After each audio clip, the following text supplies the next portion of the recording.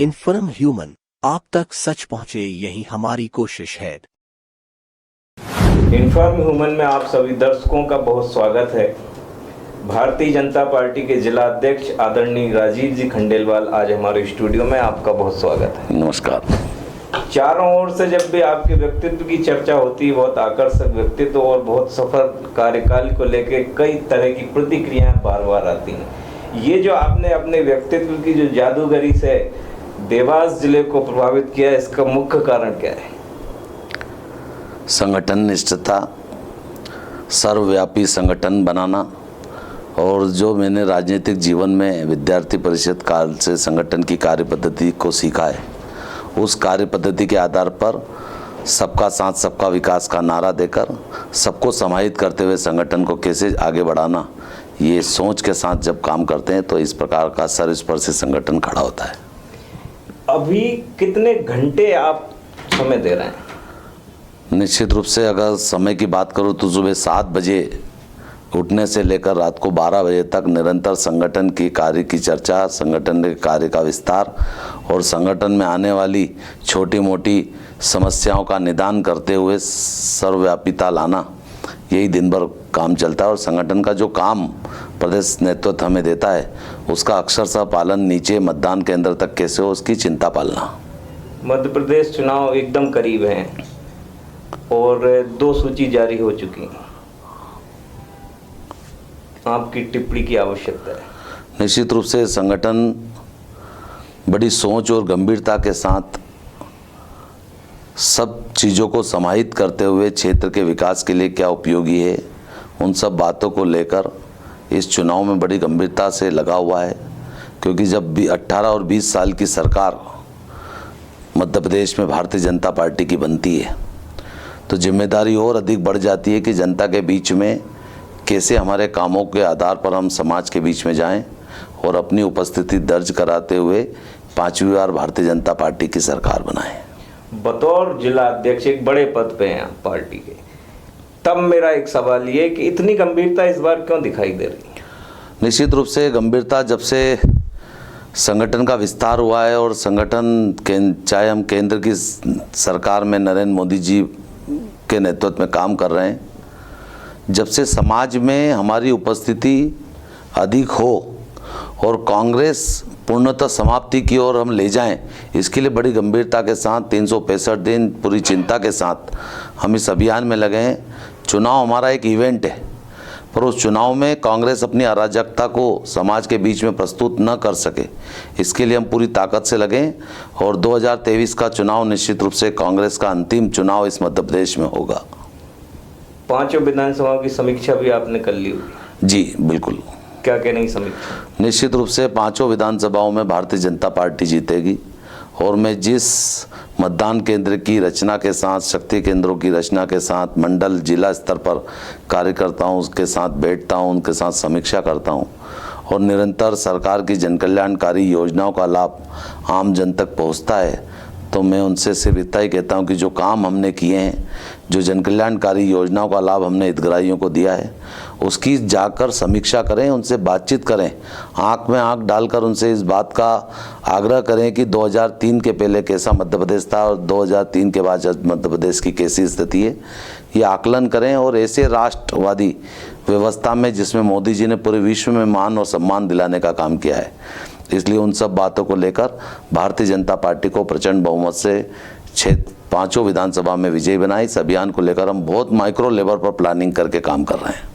एक निजी सवाल आपसे पूछूंगा, फिर विधानसभा में फिर चर्चा करेंगे। जी। मीडिया के कई सारे सर्वे आते हैं जी, उसमें आपका परसेंट भी काफी बढ़ा हुआ दिखाई देता है। निश्चित रूप से हम भारतीय जनता पार्टी के कार्यकर्ता के रूप में काम करते हैं। जब जो जैसी जिम्मेदारी हमको मिलती है उसका निर्वहन करने के लिए काम करते हैं। मैं विधानसभा प्रत्याशी के तौर पर बात, निश्चित रूप से मैं अपना निर्णय स्वयं नहीं करता, मेरा निर्णय समय पर समाज और संगठन ही करेगा। संगठन जीवन में जो जैसा निर्देश देगा वैसा ही आकलन करते हुए मैं अपने काम का आधार नीचे तक बढ़ाने का काम करूंगा। लेकिन ऐसी मंशा आपकी तरफ से नहीं? बिल्कुल मेरी व्यक्तिगत मंशा ये नहीं है। अगर संगठन तय करेगा वो काम मैं प्राथमिकता के आधार पर करूंगा। फिर से विधानसभा पे आ जाते हैं हम। पिछली बार जब बैठे थे तो विधानसभा बार समीक्षाएं कर रहे थे, बागली, हाट पिपलिया। बागली में तो इस समय मुद्दा बना हुआ है, सीएम को भी लोग घेर रहे हैं, क्या कहना है? निश्चित रूप से बागली हमारी जनसंघ के ज़माने की एक विचारधारा वाली सीट रही है। बागली में जो कार्यकर्ता है बड़ा संगठननिष्ठ, संगठन के प्रति उसका योगदान और संगठन के प्रति उसकी निष्ठा, इन सब आधारों को लेकर बागली एक ऐसी विचारधारा वाली सीट है कि उसमें जो भी भारतीय जनता पार्टी का उम्मीदवार होगा वो प्रचंड बहुमत से विजयी प्राप्त करेगा। लेकिन सर जो मुद्दा बना हुआ है, मुख्यमंत्री शिवराज सिंह मंच से कह के गए हैं बार बार, मानस की चौपाई का भी उल्लेख किया, स्थानीय लोगों में इस बात को लेकर आक्रोश तो है। निश्चित रूप से हमारे मुख्यमंत्री जी ने अगर कोई बात की है तो उसको गंभीरता से अमल में लाने का भी काम किया है। लेकिन मेरा ऐसा मानना है कि जब वो बातें धरातल पर देखते हैं, धरातल पर विचार करते हैं तो कहीं ना कहीं उसमें कोई छोटी मोटी समस्याएं आती हैं। उसके निदान के लिए निरंतर प्रयास कर रहे हैं, सहमति बनाने का भी प्रयास कर रहे हैं। सर्वसहमति बनते ही हम बागली को जिला बनाने के लिए जो घोषणा की है उस पर अमल लाने का काम करेंगे। एक और महत्वपूर्ण सवाल है, जिस तरह से 2 सूची आपके संगठन की ओर से आई हैं, बड़े बड़े नाम आ रहे हैं, तो ऐसी स्थिति में क्या इस तरह की भी बातें उठ के आ रही हैं कि देवास की जो 5 विधानसभाएं इनमें भी कहीं ना कहीं कोई परिवर्तन की स्थिति बन सकती है? निश्चित रूप से अधिकार हमारी प्रदेश संगठन और केंद्र के संगठन को है। कब किस व्यक्ति को किस आधार पर, सर्वे के आधार पर या संगठन की व्यवस्थाओं के आधार पर वो कब किसको टिकट दे दे, ये संगठन का निर्णय है। और संगठन बड़े सोच समझ के जिताऊ उम्मीदवार को, जो संगठन के लंबे समय तक काम कर सकता है, संगठन को आगे बढ़ाने का काम करता है। और मैंने जो दूसरी सूची देखी जिसमें हमारे कई बड़े नेताओं को टिकट दिया, तो मुझे ऐसा लगता है कि संगठन बड़ी गंभीरता से इस बार विचार कराए और ये नवाचार भी कराए कि कैसे भी इस बार कांग्रेस को 30-40 सीटों पर मध्य प्रदेश में रोका जाए। आपके ही संगठन के एक बड़े व्यक्तित्व से आज हमने चर्चा की, तपन जी भौमिक से, और जब उनसे भी हमने यही सवाल पूछा जो मैं आपसे पूछने जा रहा हूँ कि इस समय ऐसी स्थिति क्यों बनी है कि भारतीय जनता पार्टी को बड़े बड़े दिग्गजों को मैदान में उतारना पड़ रहा है?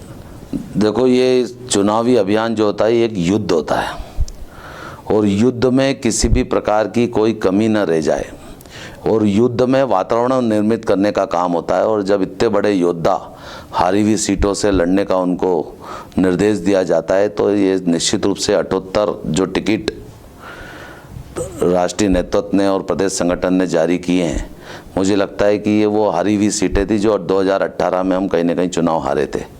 और इन 2018 के चुनाव में हम 50 सीट इनमें से प्लस जीतकर उस कांग्रेस की 50 सीट माइनस करने का काम कर रहे हैं।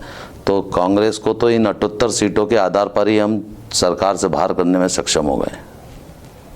खातेगांव विधानसभा चलते हैं, वहाँ के जो मुद्दे थे, पिछली बार भी मैंने आपसे चर्चा की थी, कुछ समस्याएं थी जो बनी हुई थी, वर्तमान में अब क्या रिपोर्ट कहती है? निश्चित रूप से मध्य प्रदेश की सरकार चौथी बार माननीय शिवराज सिंह जी चौहान जी के नेतृत्व में बनी और जन कल्याणकारी योजनाओं के माध्यम से विकास के नए आयाम स्थापित करने के माध्यम से मैं कह सकता हूं कि जो मुद्दे हमने 2018 के चुनाव में लिए थे, उन मुद्दों के आधार पर पूरी ताकत के साथ उन मुद्दों को हमने हल किया है और धरातल पर उसको उतारने का काम किया है।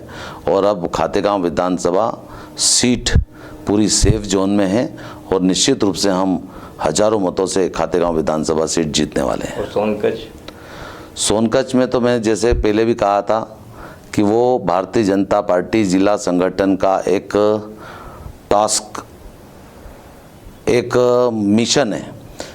चूँकि वो जनसंघ के ज़माने की भारतीय जनता पार्टी की सीट थी और उसको वापस हासिल करना भारतीय जनता पार्टी का लक्ष्य है। और उसमें राजेश सोनकर जी जैसे एक लिटरेट व्यक्ति को, एक बहुत पुराने कार्यकर्ता को जिसको सब प्रकार की विधा याद है, उसे कार्यकर्ताओं को उतारकर सभी कार्यकर्ताओं में सामंजस्य बनाने का काम किया है। और सोनकच्छ की जनता जिस प्रकार से वर्तमान जनप्रतिनिधि से त्रस्त हुई है, जिस प्रकार से कांग्रेसी मित्र मुझे व्यक्तिगत रूप से संपर्क करके कह रहे हैं कि इस बार देवास जिले से इस जनप्रतिनिधि का नाम हटा दो ताकि कांग्रेस भी आज़ाद हो जाए और यहाँ पर भारतीय जनता पार्टी भी प्रचंड बहुमत से जीतकर क्षेत्र का संपूर्ण विकास का जो संकल्प हमारा है उसको पूर्ण कर सके। तो व्यक्तिगत मित्र कांग्रेस के कौन है? बहुत सारे मित्र हैं, एक आध का नाम बता दीजिए। नाम नहीं बताएंगे। मेरा आखिरी सवाल बतौर जिला अध्यक्ष जी, 2 विधानसभाएं और रह गई हैं, हाटपिपलिया और देवास, क्या कहना है आपका? निश्चित रूप से हाटपिपलिया और देवास में हाटपिपलिया की समीक्षा करूं तो वर्तमान विधायक मनोज चौधरी ने विकास के कई आयाम स्थापित किए। 3 साल के कार्यकाल में सर्वाधिक काम करने वाला कोई व्यक्ति था तो मनोज चौधरी है और मनोज चौधरी ने विकास के साथ साथ पार्टी संगठन के लोगों में भी संवाद और संपर्क करके अपने आप को एक अच्छा स्थापित कार्यकर्ता होने का हुनर दिखाया है और उसके कारण थोड़ी बहुत जो नए और पुराने कार्यकर्ताओं में सामंजस्य की बात थी उसको भी कई हद तक दूर करने का प्रयास किया है और मुझे लगता है कि हाटपिपलिया विधानसभा क्षेत्र में विकास के आधार पर, संवाद और संपर्क के आधार पर, जनप्रतिनिधि की सक्रियता के आधार पर, भाजपा संगठन की बूथ मैनेजमेंट के आधार पर हम प्रचंड बहुमत से विजयी होने वाले हैं।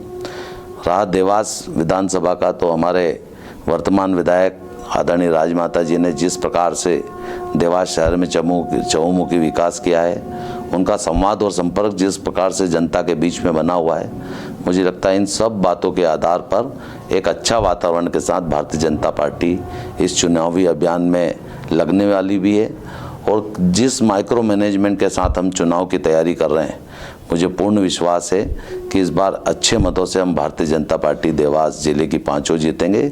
उसमें देवास भी एक रिकॉर्ड स्थापित करेगा।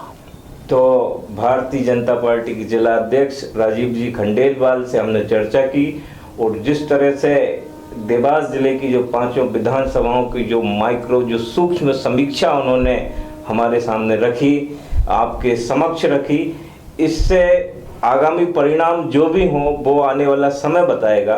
लेकिन ये स्पष्ट है कि बतौर जिला अध्यक्ष वो अपनी जो भूमिका है किस तरह से निभा रहे हैं, कितनी बारीकी से काम हो रहा है। अब ये काम के परिणाम हम भविष्य में देखेंगे और आपसे पुनः एक बार चर्चा करेंगे। आज आपने हमें समय दिया, बहुत धन्यवाद। बहुत बहुत धन्यवाद। नमस्कार।